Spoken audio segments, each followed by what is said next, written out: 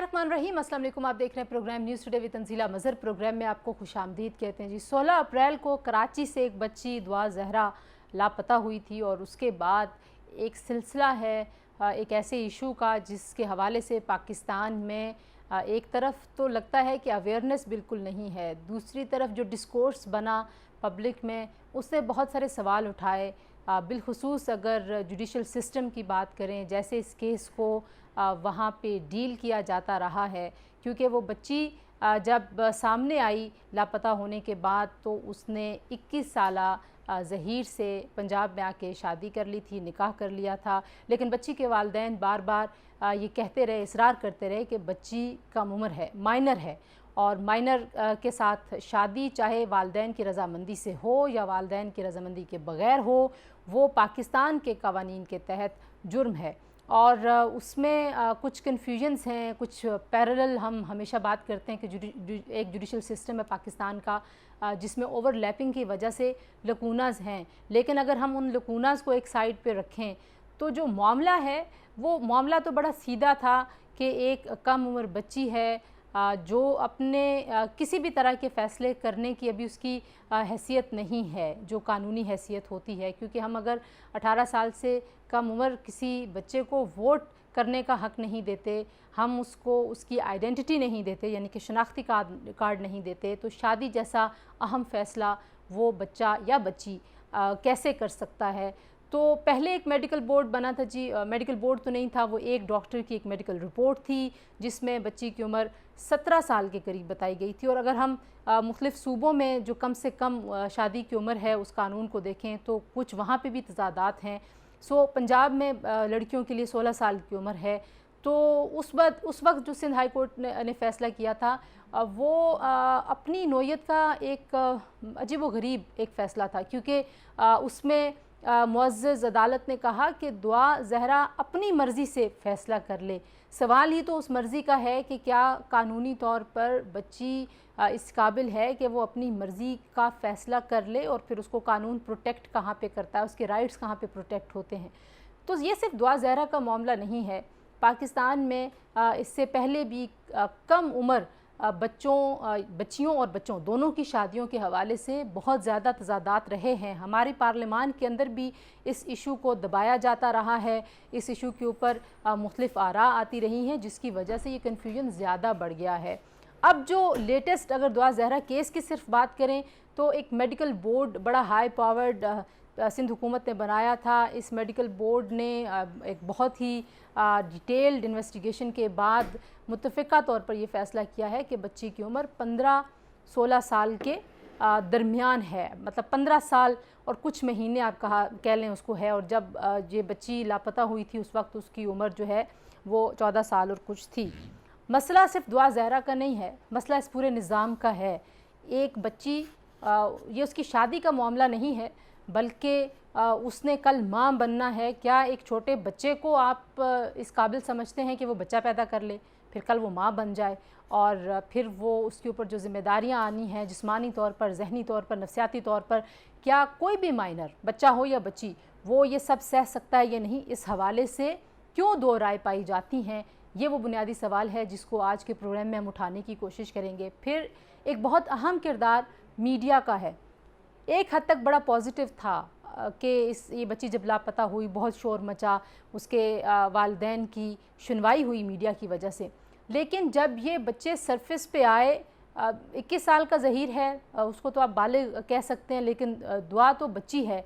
लेकिन जब ये मामला सामने आ गया, पता चल गया कि उन्होंने शादी कर ली है, उसके बाद से मीडिया जिस तरीके से इसको रिपोर्ट कर रहा है, कभी उनको महबूब और महबूबा कह के बुलाया जा रहा है, कभी उनको मोहब्बत करने वाले पंछी कहकर बुलाया जा रहा है, कभी उनको रेफ़र किया जा रहा है कि मोहब्बत के आगे वो कोई दीवार जो है वो नहीं आ सकती। तो जो इस तरह की गुफ्तगू है, आज भी मैं देख रही थी कुछ मीडिया के इंटरव्यूज़ में उनसे पूछा जा रहा था जी कि क्या शॉपिंग इन्होंने करवाई है। तो ये बहुत ही गैर ज़िम्मेदारी की बात है कि इसको ग्लोरीफाई किया जाए। इसको ग्लोरीफाई करने से नुकसान होगा इस समाज का, उसको कैसे रोका जाए, ये वो दूसरा सवाल है जो हम अपने बहुत ही एमिनेंट पैनल के सामने रखेंगे। जी हमारे साथ मौजूद हैं पाकिस्तान की जो हमारी लीगल फ्रेटर्निटी है उसका एक बहुत बड़ा नाम है। जस्टिस रिटायर्ड नासरा इकबाल साहिबा, जस्टिस साहिबा बहुत शुक्रिया आपने हमें ज्वाइन किया। हमारे साथ पाकिस्तान के मारूफ समाजी कारकुन और दुआ ज़हरा के वालिद के वकील भी हैं, इस केस को लेकर चल रहे हैं, जिब्रान नासिर साहब, और बड़े मारूफ समाजी कारकुन हैं पाकिस्तान के, बहुत शुक्रिया। हमारे साथ एक और बहुत मारूफ समाजी कारकुन नायाब जान मौजूद हैं, जिन्होंने हाल ही में पीपल्स पार्टी भी ज्वाइन कर ली है। सो अब इनके दो तारुफ हैं। नायाब, आप को गुड लक आपके पॉलिटिकल करियर के लिए, और बहुत शुक्रिया कि आपने हमें प्रोग्राम में ज्वाइन किया। जस्टिस साहिबा, अगर मैं आपकी तरफ आऊँ, हम इस केस की बहुत जो कुछ हो चुका अब तक उस डिटेल्स में नहीं जाते। अगर सिंध हाई कोर्ट ने जो फ़ैसला किया था और कहा इस बच्ची को कि आप ख़ुद फ़ैसला कर लें, एक बच्ची जिसको आप वोट का हक़ नहीं देते, एक बच्ची जिसको आप शिनाख्ती कार्ड नहीं देते, अदालत उससे इतने अहम मामले पे अपनी मर्ज़ी का फ़ैसला करने के लिए कैसे कह सकती है? वहाँ से हम गुफ्तगू शुरू करेंगे। कैसे देखती हैं आप इस चीज़ को? यकीनन वो जो फैसला था वो दुरुस्त नहीं था। एक तो उसकी उम्र का तयन सही नहीं हुआ था, लेकिन फिर भी 18 से कम जो भी हो वो मेजॉरिटी एक्ट के तहत वो माइनर है। तो इस सूरत हाल में उसको ये इजाज़त दे देना कि जहाँ मर्जी चली जाए, ये वैसे भी जो सिंध के कवानीन हैं, चाइल्ड मैरिज रिस्ट्रेंट एक्ट, उसके भी खिलाफ है, क्योंकि वहाँ पे 18 साल मिनिमम उम्र जो है वो मुकर्रर हुई है। तो बहर सूरत उसके ऊपर काज़मी जो उनके वालिद हैं दुआ ज़हरा के, उन्होंने सुप्रीम कोर्ट में से रब्ता किया, तो सुप्रीम कोर्ट ने वापस उसको डिस्ट्रिक्ट कोर्ट में भेज दिया जो सही उसका तयन करे। और उसमें फिर ये पता लगा कि वाकई उसकी उम्र, जिस वक्त तो उसको वहाँ से कराची से लाहौर आके उसने मुबैना निकाह किया था, उस वक्त उसकी उम्र 14 साल और कुछ महीने थी, और इस उम्र में किसी कानून के तहत उसको शादी की इजाज़त हो ही नहीं सकती। मैं वापस आती हूँ आपके पास, पूछूंगी कि ये लूप होल्स कैसे बेहतर हो सकते हैं, लेकिन एक सोच है जिब्रान समाज की, और उसका रिफ्लेक्शन हमें हमारी अदालतों में भी नज़र आता है। क्या कहेंगे आप? एक बच्ची का मामला है और उसके ऊपर जिस तरीके से इसको हैंडल किया जाता रहा है, लीगल पॉइंट्स को छोड़ दीजिए, जो कल्चरल और सोशल एक इशू है, अगर उसी को सिर्फ सामने रखिए, तो आपको क्या लगता है कहाँ कहाँ गलती हुई है? देखिए जी, एक तो मसला कन्फ्यूजन का जूरिस्प्रूडेंस में सवाले से भी है कि अलग अलग अदवार के अंदर अदालतों के ऊपर जो सियासी रियलिटीज़ थी पाकिस्तान की और कानूनी रियलिटीज़ पार्लियामान या आंकड़ों की वजह से थी, उसका भी असर अंदाज हुआ है। हदूद ऑर्डिनेंस हमारे पास जब आया तो उसके बाद 25 साल हमारी सुप्रीम कोर्ट तक जूरिस्प्रूडेंस बहुत सारे इन केसेस के हवाले से, जहाँ पे छोटी उम्र में शादी के अंदर एक्सेप्शन या रेप के सेक्शुअल ऑफेंसेस होना या उनमें एक्सेप्शन होना निकाह के नामे की सूरत में, ये जूरिस्प्रूडेंस डेवलप होती है और बहुत सारे फैसले आपको मिलते हैं सुप्रीम कोर्ट के, जहाँ पे कम बच्चियों को शौहरों के साथ भेजा गया है, मगर उसी सुप्रीम कोर्ट से इवन फेडरल शरीयत कोर्ट और शरीयत अपीलेट बेंच से भी आपको फैसले मिलते हैं, जहाँ पे कहा गया है कि जो बेहतर है घर के बच्ची की स्टेटमेंट पे आप यकीन ना करें, चूँकि हमें नहीं पता कि फैसला स्टेटमेंट होती है, और बेहतर उससे शेल्टर होम या वालदेन के पास भेजा जाए, ताकि कम से कम जिनकी काम नहीं हो। नायाब की तरफ भी जाऊंगी।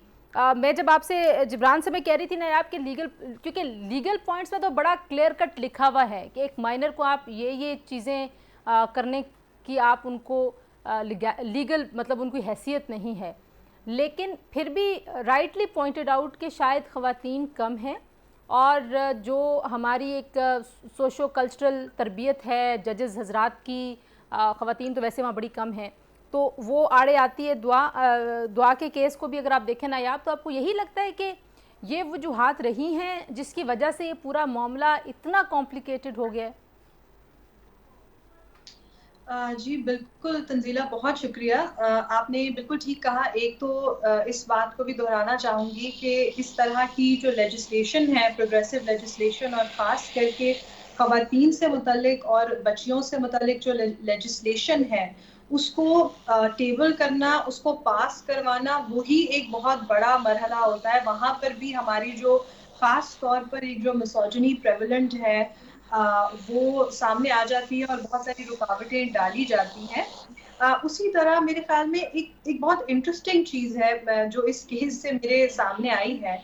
कंसेंट एक ऐसी चीज़ है जिसके ऊपर हम अक्सर माशरे में आजकल बहुत डिबेट होती है, क्योंकि ऑफ कोर्स हरासमेंट और सेक्सुअल वायलेंस एक बहुत बड़ा मसला है। तो उसके अंदर जो ख़वातीन जो समाजी कारकुनान हैं, सहाफ़ी हैं, उन्होंने अक्सर कंसेंट के बारे में बात की है। लेकिन जब अडल्ट खवातीन कंसेंट के बारे में अक्सर बात करती हैं तो उनको स्नब किया जाता है। लेकिन एक बहुत अजीब सी बात है कि जब एक बच्ची इस तरह की बात कर रही है और वो लॉ भी जो है वो इससे अपोजिंग व्यूज रखता है, तो मुझे बहुत एक स्ट्रेंज चीज लगती है कि जब चाइल्ड मैरिज का इशू आता है तो बच्चियों के मतलब माइनर्स के कंसेंट को इस तरह से वो लोग क्यों इतनी इंपॉर्टेंस दे रहे हैं जो अडल्ट खवातीन के कंसेंट को भी नहीं मिलती। So this is something we really shocking for me कि वो लोग जो हमेशा आपके ख्याल में क्या वजह है इसकी? मजहब आड़े आ रहा है? बिल्कुल, जैसे मैंने कहा तंजीला, जैसे मैंने कहा, देखिए माशरे के अंदर एक मसला है खवातीन और बच्चियों के हवाले से, राइट्स के हवाले से जब भी बात की जाती है तो वो असल मसला तो ऑटोनॉमी का है। माइनर्स की शादी को इंडोर्स करना भी जो है वो पेट्रियार्की और मिसोजिनी का एक बहुत अहम हिस्सा है, क्योंकि समझा ये जाता है कि जो माइनर्स होती हैं उनके पास उस तरह से वो ऑटोनॉमी नहीं होगी। बेहतर है कि इनको पढ़ने लिखने की बजाय या खराब हो जाएं या बाहर जाके नौकरियां करें या अपने आप को बड़ा असर्ट करना शुरू कर दें, तो इससे बेहतर ये है कि इनकी शादियां करा दो। तो मेरे ख्याल में माइनर्स के कंसेंट और माइनर्स की शादी एक वाहिद चीज है जिसके अंदर हमारा माशरा जो है वो किसी खातून के कंसेंट को अहमियत दे रहा है, जो कि वैसे हर वक्त ये कहता है कि कंसेंट क्या कंसेंट। जी, गुफ्तगू को यहीं से जोड़ते हैं जी, एक ब्रेक ले रहे हैं, हमारे साथ रहिए।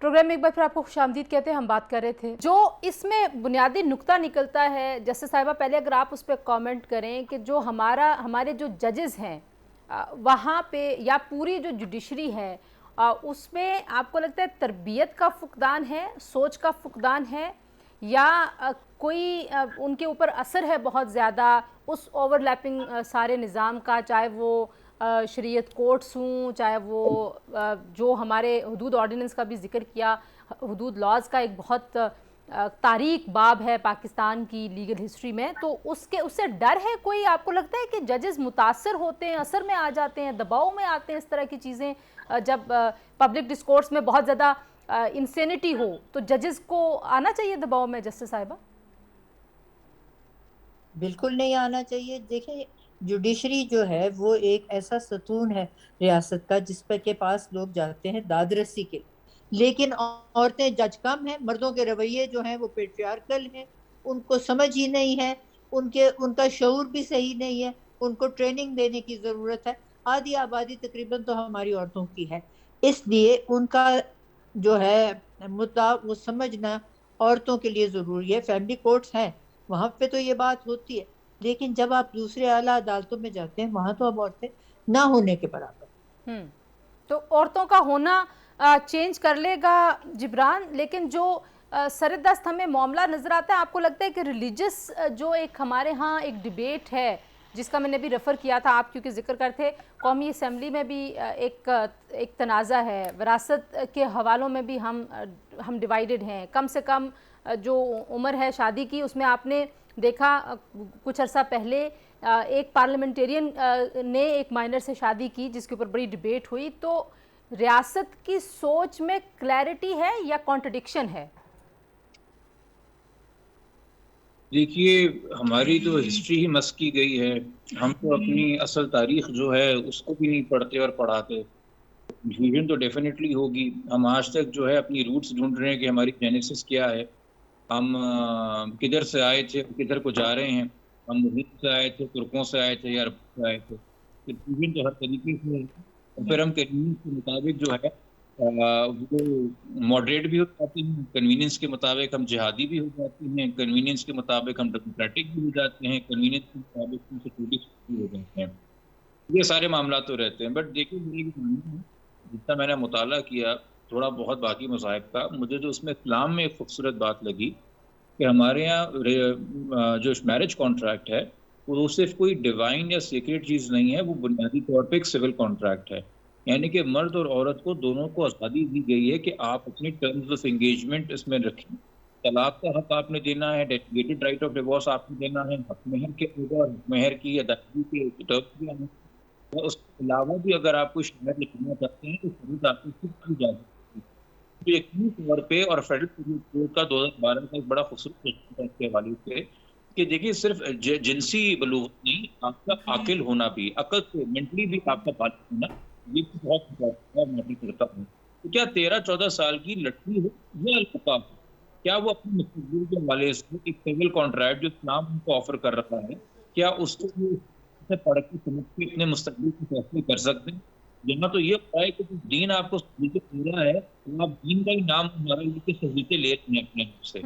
अच्छा, यहाँ ज़रा रुकिए जिब्रान कि जो आप कह रहे हैं मैं ज़रा इस पे कमेंट जल्दी से नहीं आपसे ले लूँ कि मज़हब को इसके साथ गडमट, ज़ाहिर है हमारे माशरे में ये तो हमारा एक पुराना अलमिया है कि जहाँ हमने चीज़ों को या हुकूक का इस्तेहसाल करना हो वहाँ हम चीज़ों को गडमट इंटेंशनली कर देते हैं। ये जिस कन्फ्यूजन का आपने जिक्र किया वो कन्फ्यूजन तो है ही हमारी, हमने वो शायद इनहेरिट की है कि हम कौन हैं, क्योंकि हमने इस्लाम का किला बनना है तो हमारा एक मसला तो है नायाब। लेकिन जो इसमें एक और नुक्ता है वो ये है कि आपने एक प्रचार करने की इजाज़त दी बहुत सारे लोगों को कि बेहयाई को रोकने का ये सबसे आसान तरीका है कि आप 12-13 साल की बच्ची की शादी करें। फिर आपने देखा 12-13 साल की बच्ची 15 साल की उम्र में अगर वो माँ बन जाती है, बच्चे जो हैं वो ग़िज़ाई किल्लत का शिकार होते हैं, माएँ सेहत की सहूलतों के फुकदान से मर जाती हैं और तशद्दुद होता है, तो वो जो उसका नतीजा निकलता है और जितना मुआशरे में उसकी वजह से अनरेस्ट है उसके ऊपर कोई डिबेट नहीं है। लेकिन जो इसको जस्टिफाई करने की डिबेट है उसकी इजाज़त भी रियासत कैसे दे सकती है जब रियासत कानून बना देती है। 16 और 18 साल की उम्र पे हम आखिरी सेगमेंट में करेंगे बहस, लेकिन चलें कहीं 16 कहीं 18 कानून बनने के बावजूद भी ऐसे प्रचार करने की इजाज़त क्यों दी जाए? बिल्कुल, आपने बिल्कुल ठीक कहा तंजीला कि देखिए जो आवाज़ें जो जस्टिफाई करती हैं इन चीज़ों को, उनको हमेशा ही मेरे ख्याल में प्रोमिनेंस ज़्यादा मिली है, स्पेस ज़्यादा मिली है।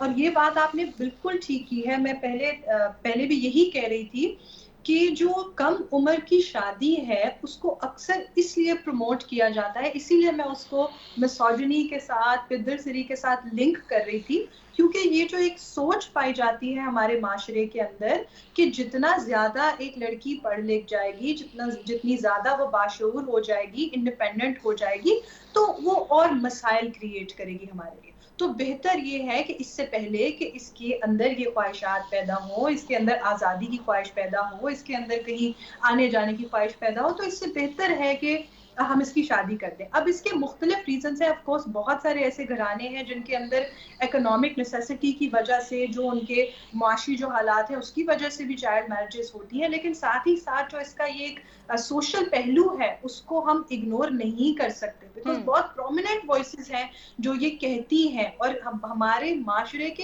कई सेगमेंट्स में ये सोच पाई जाती है। मैं ये सिर्फ गरीब तबके की या अनपढ़ तबके की बात नहीं कर रही, मैं बहुत सारे ऐसे लोगों की बात कर रही हूँ जो कहते हैं फौरन ऐसे डिग्री की शादी कर दो, वो कर दो। अब मसला ये है कि तो प्रॉब्लम डिग्री करने वाले तो फिर भी शायद 19-20 साल की उम्र में शादी करते होंगे।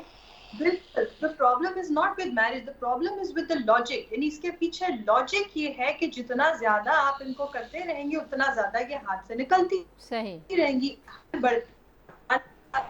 बढ़ते लम्हे के साथ। एक और छोटा सा पॉइंट यहाँ पे मेंशन करना चाहूंगी तंजीला कि ये भी हमें देखना है मेरे ख्याल में कि बच्चे बच्चियां इस रूट को ले क्यों रहे हैं। घरों के अंदर क्या एक ऐसा सप्रेशन का माहौल है, क्या वाकई जो बदलते हुए कुछ समाजी रवैये हैं और जो नई जनरेशन है जिसके अंदर अब आपस में इंटरेक्शन भी ज्यादा है, ख्वाहिशात भी ज्यादा हैं, वो बाहर निकलना चाहते हैं, फिरना चाहते हैं, ये भी एक पहलू हमें देखना चाहिए कि अगर वाकई ये बच्ची अपनी मर्जी से, लेट्स सपोज, हालांकि हम शादी को उसके शादी के कंसेंट को नहीं वैलिडेट करना चाह रहे, लेकिन ये जो पहलू है कि घरों के अंदर जो खास तौर पे बच्चियों से रिलेटेड जो सप्रेशन है, जो दबाया जाता है, उसकी वजह से फिर वो और जगहों पे ये आज़ादी और ये हमदर्दियां ढूंढती हैं और इसकी वजह से वो एक्सप्लॉयटेशन जो है उसकी तरफ ज्यादा ससेप्टेबल भी होती है। जी बिल्कुल ठीक है, यहाँ पे जरा रुकिए जी, हम एक ब्रेक की तरफ जाते हैं जी और ब्रेक के बाद वापस आते हैं। Stay tuned.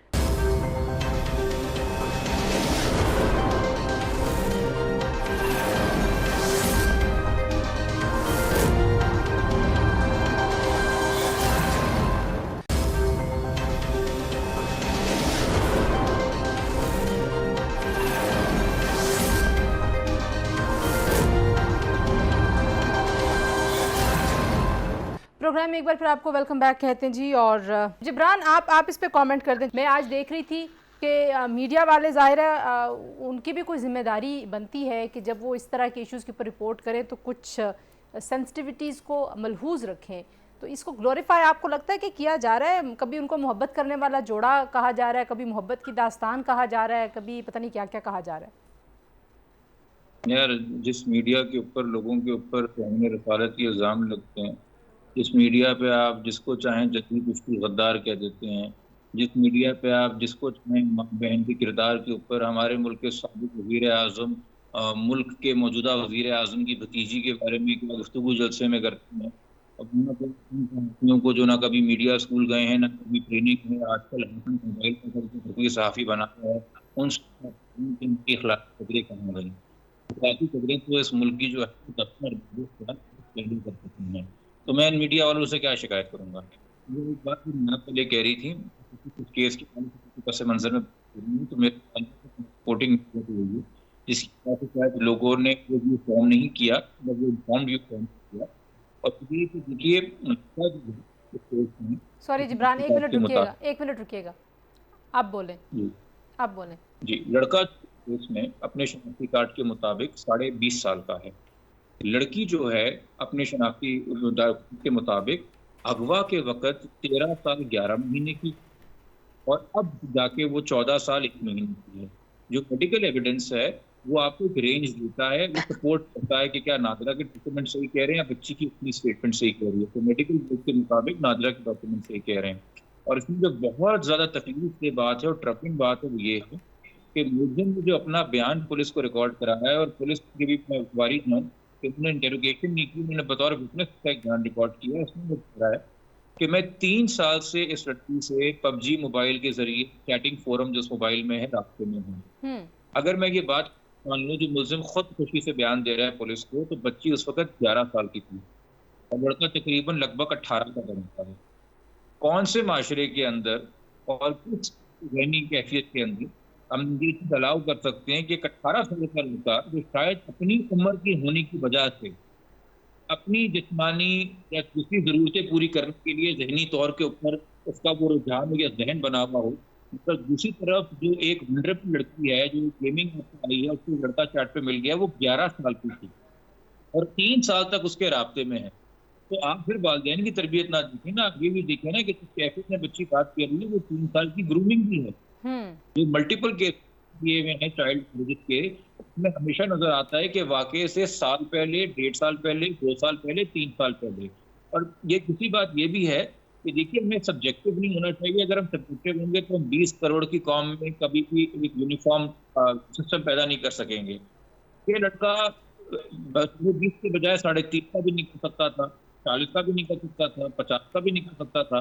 क्या उसके क्लेम की नौयत बदल जाएगी कानून के मुताबिक? या चूंकि या हमारी सब्जेक्टिव फीलिंग ये है कि इतना फर्क नहीं होना चाहिए उम्र के अंदर, तो हमें एक भारत आ रही है तो इसको हम ज्यादा बुरा कहेंगे।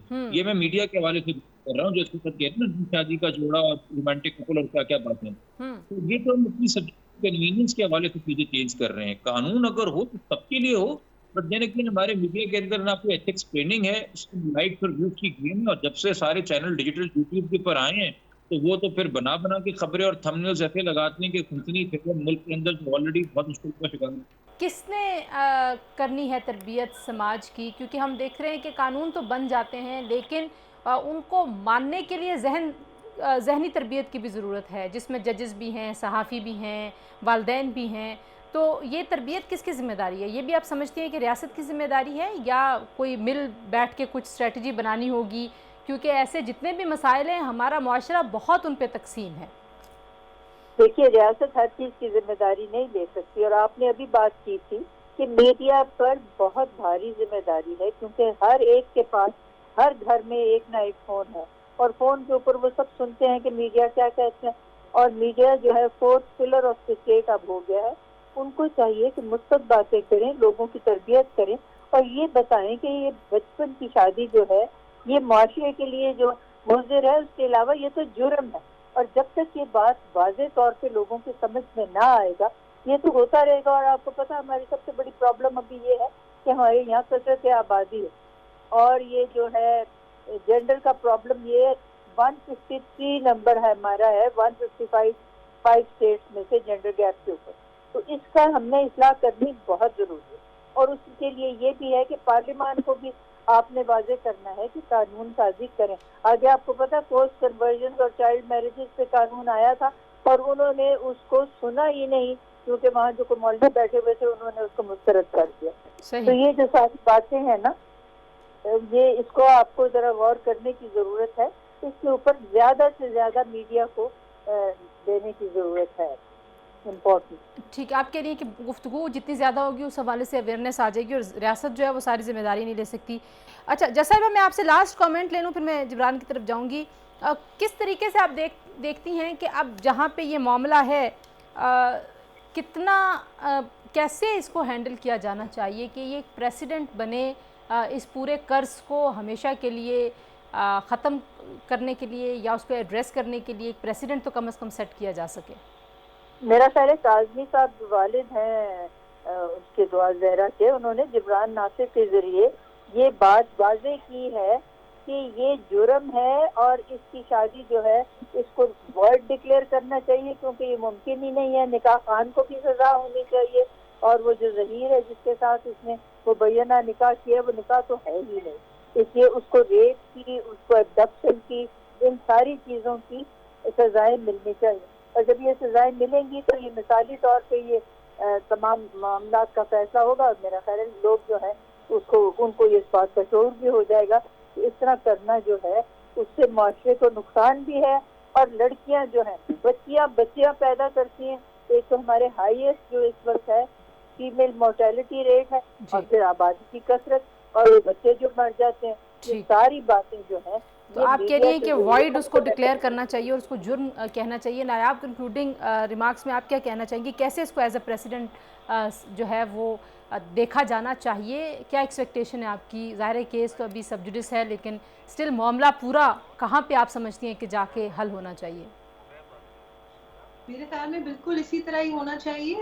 ये बिल्कुल गैर कानूनी है सब कुछ जो हुआ, तो इसको नल एंड वॉइड ही डिक्लेयर होना चाहिए। और साथ ही साथ जो बड़े पहलू में जो हम बात कर रहे थे, इसके जरिए एक डिबेट शुरू होनी चाहिए कि क्यों हमारे माशरे के अंदर कम उम्र की शादी एक ऐसी चीज़ है कि जिसके ऊपर प्रॉपरली बात ही नहीं, हम कर ही नहीं सकते, हम बता ही नहीं सकते, हमें रोका जाता है, रुकावटें डाली जाती हैं, चाहे वो लेजिस्लेशन के टाइम पे हो या चाहे जब कोर्ट्स उसके ऊपर रूलिंग्स दे रहे हो, या फिर जब हम माशरे में बात करना चाहें कि जी इसके क्या क्या जो है वो जो नेगेटिव जो एस्पेक्ट्स हैं खवातीन के ऊपर भी, लेकिन ओवरऑल माशरे के ऊपर किस तरह से चाइल्ड मैरिज जो है वो एक डिस्कोर्स, ठीक है, हाँ इसका डिस्कोर्स होना चाहिए। जिब्रान, किस तरीके से आप एक्सपेक्टेशन आपकी क्या है जो आपने प्ली लिया, अगर ब्रीफली उसको कमेंट कर दें?